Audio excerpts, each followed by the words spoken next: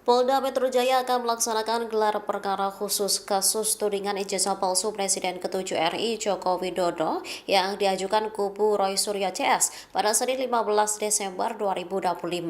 Kubu Roy meminta agar Jokowi dapat menunjukkan ijazahnya. Permintaan ini disampaikan oleh kuasa hukum Roy Suryo CS, Abdul Ghafur Sangaji. Awalnya, Abdul Ghafur meminta agar penyidik menjalankan gelar perkara dengan baik dan berkualitas. Ia menekankan gelar perkara khusus itu seharusnya tidak sekedar memenuhi formalitas administratif semata.